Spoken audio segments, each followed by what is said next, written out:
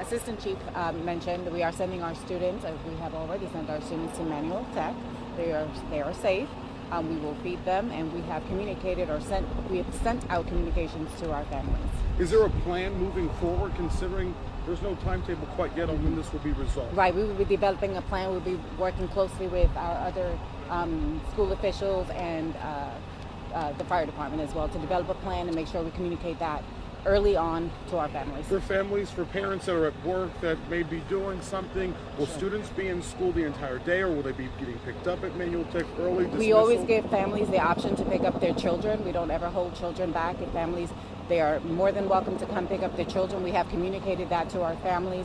We have sent text messages and we have sent emails to our families letting them know that their students have been transported to Manual. Does the district have something in place, a protocol for situations like this, because it's not like it's something that happens all the time? Yes. I'm sorry, yes.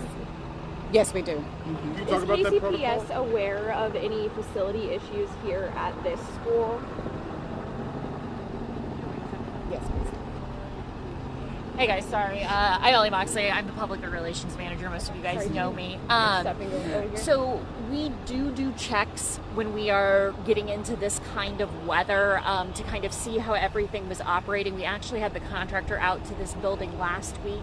Didn't identify any problems at the time. I'd like to thank all of the school staff here, Principal Bullard and her team, who acted very quickly when they realized something was wrong to go ahead, call the fire department, and make sure that all the students got out of the building safely. You talk about that protocol when this call was made, when it was determined that there was significant levels of carbon monoxide and students were getting sick. What went into place? What took place after that?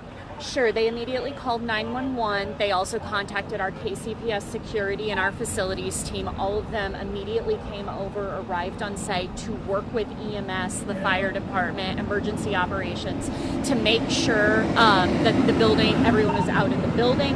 And we worked with both EMS, our school nurse, our director of nursing to make sure that every child was checked to make sure that they would be okay.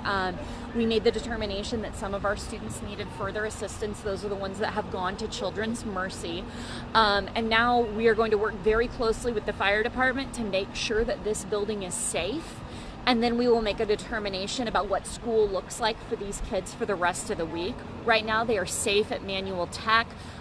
We know that some of our parents are not able to get their students during the school day, so they will be able to be at Manual Tech and be safe all afternoon. We have many of our trauma-informed clinicians there right now providing additional support. We know that it's normal in these situations for kids to be, this has been a big day for them.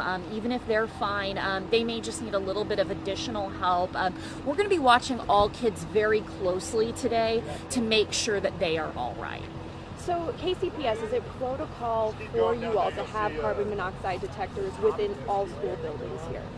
I know that we do check for carbon monoxide. I'd have to check with our facilities director, and I can get you guys a little bit more detail about those protocols later today. Are you guys going to be proactively addressing this concern at other schools, looking again at the levels in other schools within the district? Absolutely. We know that when older facilities, especially those that work on boiler systems, that these problems are more likely than maybe if you were in a newer school. So we know that these can be problems. We work very hard to mitigate them and to make sure that these don't become issues, hence why we had our contractor out here last week in anticipation of the colder weather.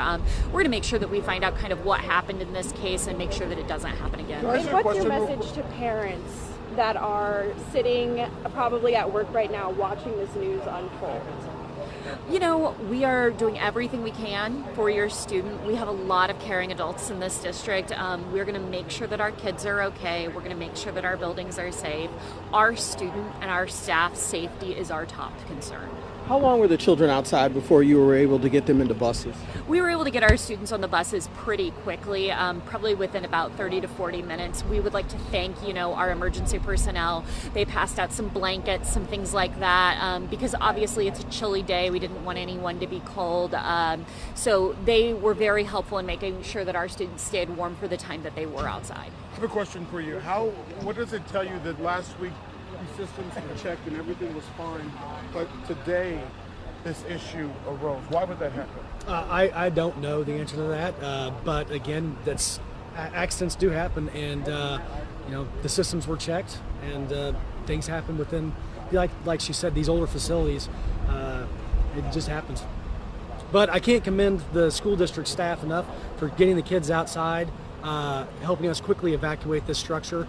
The school district got buses here really quick, like you heard. And it on a day like today, it made a huge difference. Are you guys going to be monitoring the other students at Manual Tech just in case symptoms arise? So we have talked to the school district officials and told them what to keep an eye on. We also said, it's not uncommon for these kids to have an adrenaline dump, to not feel great, to be tired. That's just because of the excitement of the day. We told them to look the red flags to look for, and just to make sure that these kids are safe.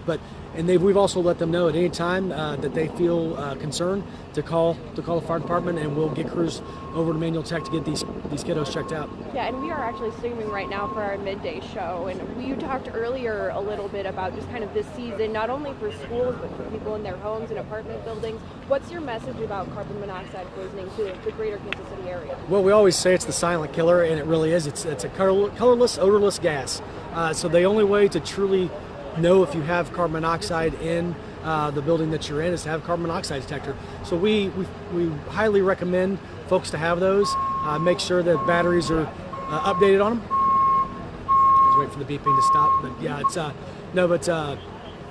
yeah, so it's always make sure. Also at this time, I want to remind everybody, if you haven't already changed the batteries to smoke detectors, to do so, and you can, as you do that, just put up a carbon monoxide detector. My last question is, will you talk about the quick response of KCFD and the school district to make sure that these kids weren't exposed longer, that they were immediately taken out, that they were taken to the hospital if they needed to be, and then the other ones were taken to Manual Tech? I can't commend our crews highly enough, because they got in, identified the issue, quickly made the determination to evacuate the building with school district staff, and parents should feel pretty confident that they had a competent fire department on the scene, as well as the school district highly trained staff that they've got to get these kids taken care of. So my message to the parents of this community is be thankful for their staff and all that they did. Do you know a percentage of how much of the school was affected by this leak? 100% of the school. We had carbon monoxide, and it was obviously higher in some areas than others, but the highest levels we had topped our meters out. You said you have been able to at least narrow it down to an area and have a pretty good idea. We identified. We believe it came from the boiler room. There's two boilers in the facility, so we don't know which one. But we do have, like I said, when I came over here, levels were down to below 500 parts per million, and that was through a passive ventilation. We're not using any fans. We're just opening it up. Carbon monoxide's lighter than air, so once you get the airflow moving through, it's just going to dissipate into the atmosphere. Is that how you treat the school to get it ready to have the students come back? How it's going to move on from here is, once we get the carbon monoxide levels low enough, we'll bring Spire in to tag and shut off the gas flow system to the boiler area, and then the contractors can come in. So our involvement will be done once we get the carbon monoxide down to a safe level, and then we can hand it over to the school district. There is no timetable in mind here? Like, you don't know how long that possibly would take you? Like, just realistically, will these students be able to come back to school here tomorrow? Today, no, most definitely not. Tomorrow, I don't know, because it's up to the contractor. If it's a simple fix, they could potentially back. But again, working with the school district staff and their contractor, that's where the answer is going to come from. How many crews did you guys have out today to take care of this? Quite a few. We called in quite a number of ambulances. I don't have an accurate count right now, but we had probably close to 10 fire crews on the scene and 15 ambulances at one time. And I know earlier you said that you told staff what they need to look out for their kids this afternoon, but KCPS parents, as they're taking care of their children tonight, what do they need to look out for? Well, if their kids are extremely lethargic, if they're vomiting, if they have no appetite whatsoever, I would contact your pediatrician or 911 in that instance.